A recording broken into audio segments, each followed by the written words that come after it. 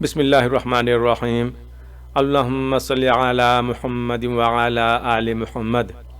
السلام علیکم ورحمۃ اللہ وبرکاتہ۔ مسجد میں نماز کی پہلی جماعت یعنی مین نماز کی جماعت ہو جانے کے بعد کیا دوسری جماعت بنا سکتے ہیں؟ شریعت میں اس کا کیا حکم ہے؟ اسی سے متعلق یہاں پر کچھ علماء کرام کے بیانات ایک جگہ کرنے کی کوشش کیا ہوں، اور ایک اسٹوڈنٹ کی حیثیت سے جو میں سمجھا ہوں وہ آخر میں اپنی بات رکھنے کی کوشش کیا ہوں۔ تو چلیے سنتے ہیں اور امید کرتا ہوں کہ آخر تک ساتھ میں رہیں گے۔ علی بھائی، اکثر مساجد کے اندر امام مقرر نہیں ہوتے اور ایک بندہ وہاں پہ نماز پڑھ رہا ہے، وہ فرض ہے، سنت ہے، نفل ہے، کچھ پتہ نہیں ہے، پیچھے سے بندہ آ کے اس کو تبکی دیتا ہے اور اس کے ساتھ کھڑا ہو جاتا ہے، تو اس صورت میں کیا یہ طریقہ سنت سے ثابت ہے یا نہیں؟ یہ کیا؟ یہ دیکھیں، سوال بہت زیادہ پوچھا جاتا ہے۔ یہ عرب ملکوں کے اندر بہت زیادہ مسئلہ ہے کہ وہ انہوں نے تماشا بنایا ہوا ہے اس چیز کو، اور اس کا نقصان یہ ہو رہا ہے کہ وہ فرض نماز کی جو اوریجنل جماعت ہے نا، اس کو انہوں نے اتنا ہلکا جان لیا ہے کہ انہوں نے ٹیلر میڈ کر لیا جماعت کو۔ پڑھے رہتے ہیں، بیٹھے رہتے ہیں، جا کے پڑھ لیں گے، کسی کو بھی تھپکی دیے گا۔ ایک چیز جواز کی حد تک تھا، آپ نے اس کو کیا سے کیا بنا دیا۔ تو میں اس کو ماڈرن دور کی بدعتوں میں سے ایک بدعت سمجھتا ہوں، جو لوگوں نے اس معاملے کی روٹین بنا لی ہے کہ وہ مین جماعت کو چھوڑ کے جان بوجھ کے لیٹ جا کے تو دوبارہ جماعت کراتے ہیں۔ کبھی کبھار کو رہ جائے ٹھیک ہے، جامع ترمذی میں حدیث موجود ہے، نبی الاسلام بیٹھے ہوئے تھے، ایک صحابی لیٹ آئے، ان کی جماعت رہ گئی۔ آپ فرمایا کون ہے جو ہمارے اپنے بھائی کے لیے قربانی کرے؟ حضرت ابوبکر نے کہا یا رسول اللہ میں کرتا ہوں۔ اس نے جماعت کرائی، حضرت ابوبکر نے اس کے پیچھے نفل نیت کیے تاکہ اسے جماعت کا ثواب مل جائے۔ جواز ہے، یہ جو دیوبندیوں نے ڈکوسلا اس حوالے سے کیا ہے اور لوگوں کو مارا پیٹا ہے، کئی لوگوں کو ہمارے بھائیوں کے ساتھ بھی یہ معاملہ ہوا ہے، دوسری جماعت نہیں کروانے دیتے۔ حالانکہ دوسری طرف بریلوی ہیں، وہ بھی حنفی ہیں، وہ کہتے ہیں دوسری جماعت ہو سکتی ہے۔ اور تیسری طرف جو بندی ہیں، رائے ونڈ والے، تبلیغی جماعت والے، وہاں جماعتوں میں جماعتیں ہوتی رہتی ہیں، وہ قائل ہیں اس چیز کے۔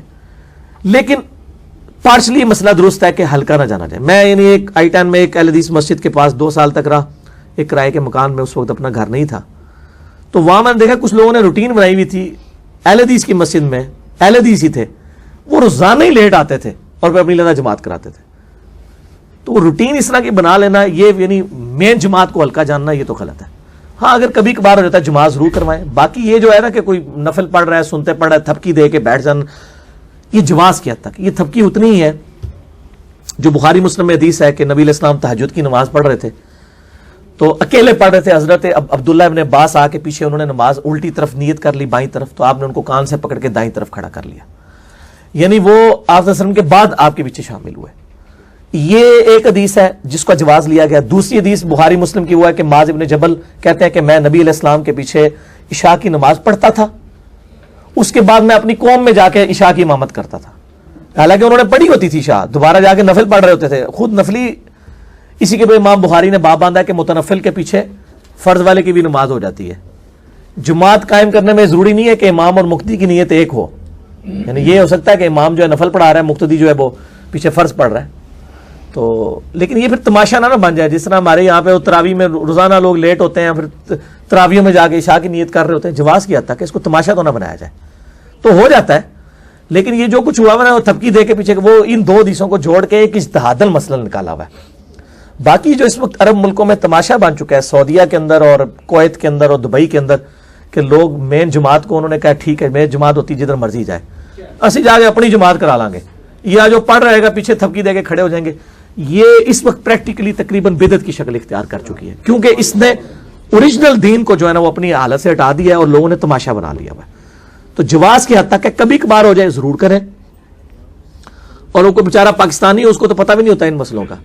یہ صرف جواز تھا، اور یہ قیاساً اور اجتہاداً مسئلہ ہے، یہ قرآن سنت اجماع کا مسئلہ نہیں ہے، قیاسی مسئلہ ہے جس کو اتنا بڑا بڑھا دیا گیا ہے کہ وہ عرب ملکوں میں یہ تماشا ہی بن گیا ہوا ہے۔ ٹھیک ہو گیا؟ وہ بھی میں لے لیتا ہوں۔ ایک یہ تھا کہ سعودی عرب میں کسی نے پوچھا ہے کہ وہاں مسجد میں جب ایک امام صاحب جماعت کرا چکے ہوتے ہیں تو ایک مخصوص جگہ رکھی ہوئی ہے، لوگ آتے جاتے ہیں اور وہاں پہ جماعت اپنی اپنی کرتے رہتے ہیں، اور اس طرح 12-15 جماعتیں ہو جاتی ہیں، تو کیا یہ صحیح ہے؟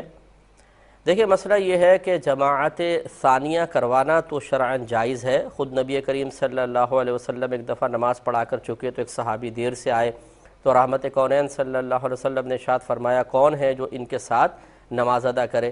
تو پھر حضرت ابوبکر صدیق رضی اللہ تعالیٰ عنہ نے ان کے ساتھ نماز ادا فرمائی، یعنی اس شخص کے فرض تھے اور آپ کے نفل تھے، لیکن باقاعدہ چلیں جماعت ثانیہ ہو گئی تو اس شخص کو بھی جماعت کا ثواب مل گیا۔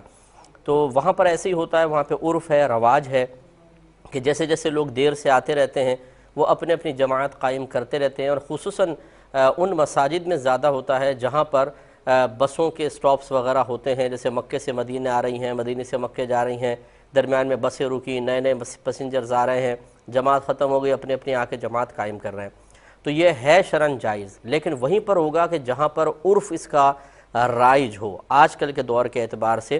اب جیسے ہمارے ہندوستان پاکستان میں یا جیسے بنگلہ دیش وغیرہ میں جہاں پر اکثر ایسا ماحول ہے کہ اگر ایک جماعت کے بعد دوسری جماعت قائم کی جائے تو شکوک و شبہات پیدا ہو جاتے ہیں کہ بھئی کیوں نہیں امام صاحب کے پیچھے نماز پڑھی، کیوں یہ 10-15 آدمی علیحدہ جماعت کر رہے ہیں، کیا یہ الگ مکتبہ فکر کے لوگ ہیں یا اسی مکتبہ فکر کے ہیں جس کا امام ہے، لیکن یہ لوگ کیا مسجد میں فتنہ فساد کرنا چاہتے ہیں؟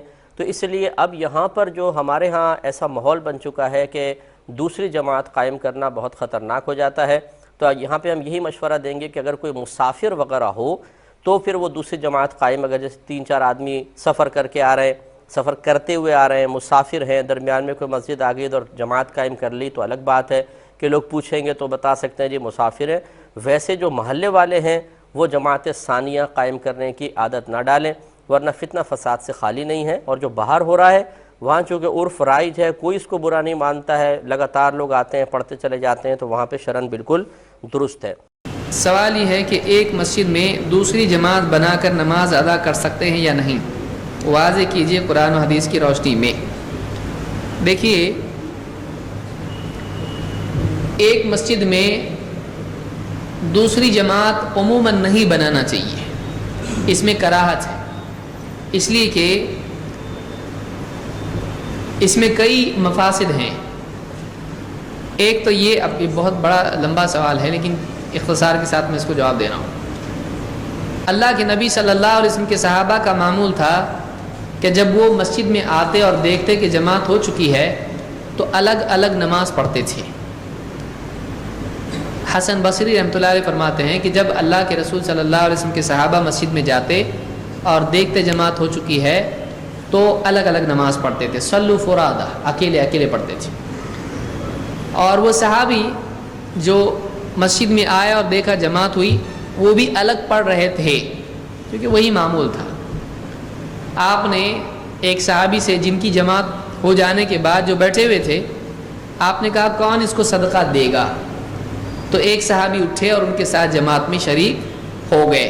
وہ نماز شروع کر چکے تھے لیکن ان کے ساتھ جا کر ایک دوسرے صحابی شریک ہوئے تاکہ ان کو بھی کیا ہو، جماعت کا ثواب ملے۔ اس حدیث سے بعض علماء نے استدلال کیا ہے کہ مسجد میں دوسری جماعت بنا سکتے ہیں کیونکہ وہاں جماعت بنی اور اللہ کے نبی صلی اللہ علیہ وسلم نے کہا کون اس کو صدقہ دے گا۔ لیکن جو علماء کہتے کہ نہیں، انہوں نے کہا کہ یہ دلیل اس کے لیے صحیح نہیں ہے، اس لیے کہ اس میں ایک صدقہ لینے والا ہے، ایک صدقہ دینے والا ہے، لیکن جہاں پر جماعت بنائی جاتی ہے دوسری، وہاں پر ایسا نہیں ہوتا ہے، وہاں پر سب صدقہ لینے والے ہوتے ہیں۔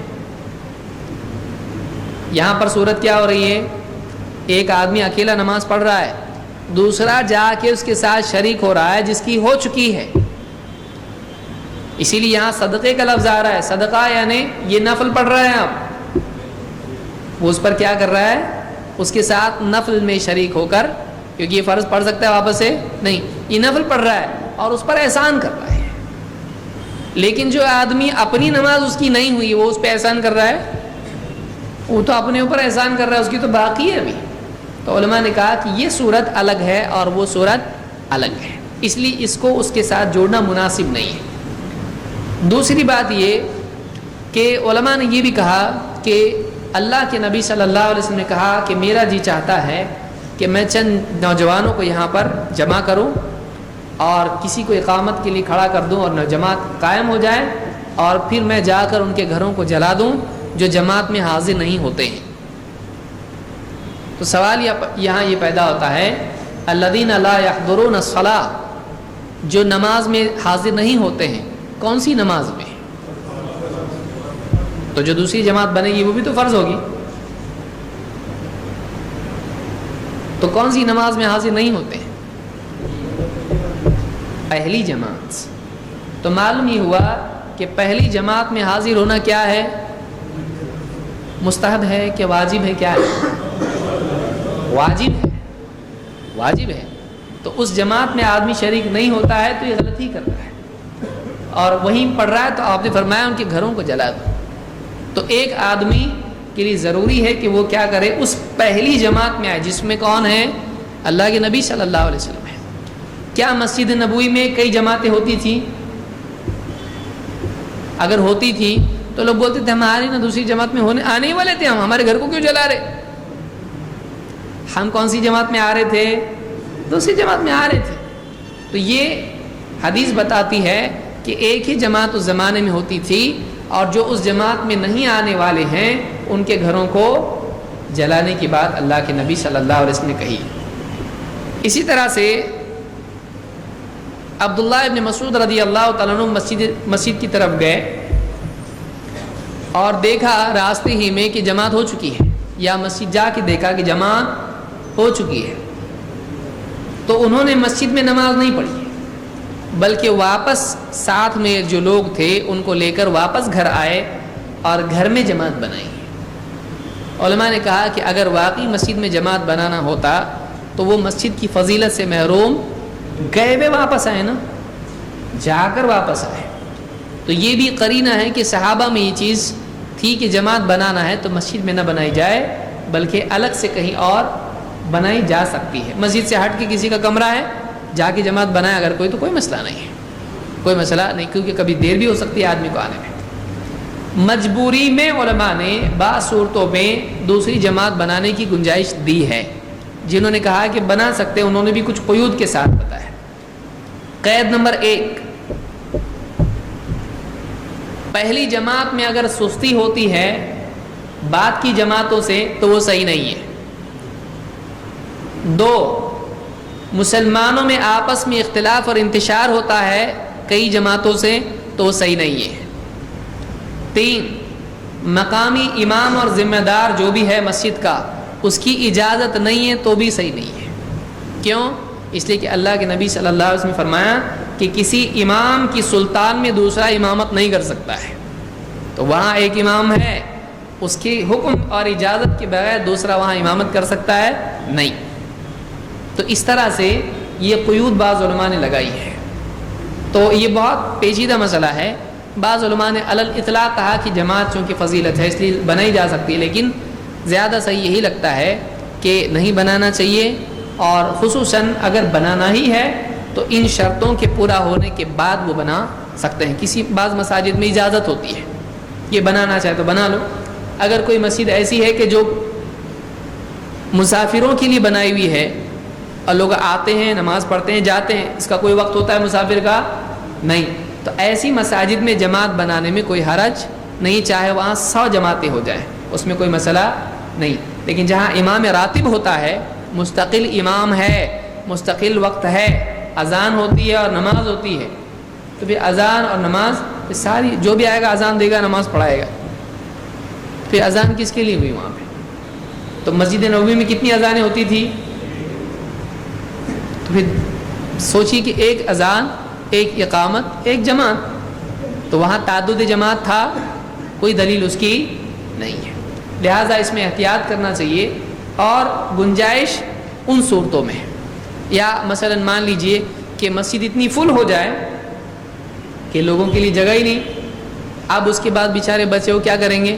باہر کھڑے ہوں، اب وہ بعد میں آ کے دوسری جماعت بنا سکتے ہیں اس لیے کہ ان کے پاس شرعی عذر ہے، اور وہاں ذمہ داروں کی اجازت بھی ان کو ہے.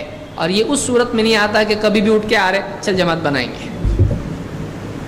تو اس سے کیا ہوتا ہے؟ عام طور سے سستی لوگوں میں پیدا ہوتی ہے، نہیں ہونا چاہیے.